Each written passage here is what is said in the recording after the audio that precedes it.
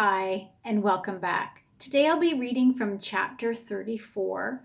It is Soldier, and for Soldier to come full circle, he needs to go back to Thailand first before he can meet the other gentleman in Cambodia at the restaurant. So let's go back with Soldier and see how he comes to his resolution. Sometimes I feel like I never left that bed in Thailand. I'm hot. I feel like I'm going to puke, and I'm sick of the stink of my own body. Sweat and guilt seep from my pores, and all I can do to forget is drink. My fingers never leave that bottle of vodka. The continuous stream of the power to forget pours down my unforgiving throat and leaves what life I've got left floating in a drowned pool of memories. The good sinks further away from my soul, and I'm left lying on a bed in between sips, staring at the ceiling fan go round and round. It never goes away. The images, the sounds, they come back in my dreams in the dark and in the light of day. It all comes back like a bad movie that can never be turned off. If my life were a movie, I wouldn't want to watch it because my movie is stuck in the Vietnam War. It's jammed by memories that never let me move forward. They cause me to fall. My movie is filled with images of horror that play frame by frame in a series of senselessness that sends my mind further away from me. In my movie, the star is the crying boy.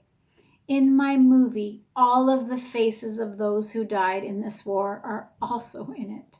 The faces still visit me in the form of little decapitated heads that spin around me in circles. They still whisper into my ears with parched lips, and they still talk to me in Vietnamese with Texas accents. It may be the movie of my life, but I'm not the leading man. I'm just a solitary character who can't escape the sounds of war that storm into my head like shards of bullets. The deafening hum of cicadas split my eardrums in half, making room for the swish of helicopter blades that hover above the jungle to carry the soldiers to safety. But they never do. The blades clear the path for more sounds, but I can't tell what's making those sounds or where they're coming from, so noise fills my head. It enters in an ocean of turbulent waves that smash me into an unforgiving sand and then catch me again so they may continue playing with my powerlessness. Waves of noise toss me and turn me around and around, and I'm unable to leave the strength of their whirling arms. I feel nauseous and I want to puke. I puke. Now I'm rolling around in a giant wave of my own vomit. It's choking me, it's stinging my eyes, and I can't see. I'm overpowered by the smell of my puke. In its wave, it carries death. Hands reach out to strangle me, and I hear the splashing of kicking legs swimming towards me. I know the limbs are coming to get me, but I can't escape because I can't see past the puke that blankets my eyes. The Vietnamese voices with Texan accents murmur loudly. Their conversations are buried deep inside my head. The sounds are devouring me. When I'm about to give up, I hear his cries. The crying boy is back. The crying boy who I've been trying to save comes from me.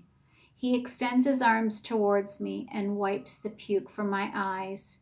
He sees me through his tears and opens his arms, and I too am able to see clearly. Our fingertips touch and our arms go around each other.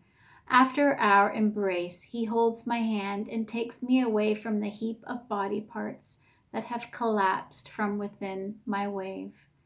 We sit down on the blood-stained earth that can't hold all the pain, and we cry together. Our tears fall like a stream, flooding the death and destruction all around us. Our tears mix with blood until a giant flood of forgiveness washes over the land, carrying the filth and bones away. In its place, seeds of hope are planted and wait to be nourished by the coming rains. From the ground, a gorgeous garden will soon grow. My ears now only hear the whispered prayers of all those praying to their Buddha, their Allah, their Brahma, their Vishnu, their Shiva, and their God. All these prayers are carried by the winds, and their message to their God is the same.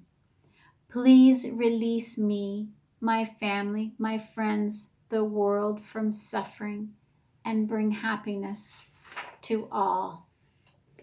All the prayers are gathered together like flowers in the arms of the angels who drop them along with their blessings to the earth. All who hold the angels' flowers hold the power to forgive in their hands, and the grace of good prevails. In this garden, the earth doesn't have to struggle to hold all the pain. The passage of time has released me. I feel like I finally left that bed and that vodka bottom in Thailand. The power to forget is no longer necessary. Forgiveness has been poured down my throat.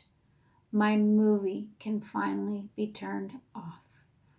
From the earth's garden, I select 7 white flowers. 1 for my wife, 1 for each son, 1 for Malai, and 1 for my Israel. All my loved ones who I have witnessed find their peace. 1 is in the loving memory of all those who died in the Vietnam War, both friend and foe. The last flower is for all who died in any war, from the beginning of time to the present.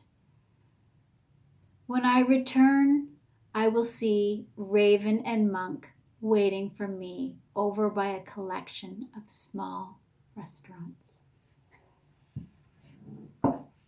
Tomorrow we have the last chapter, so let's see how everything will connect together. Thank you for listening, and please subscribe to my channel.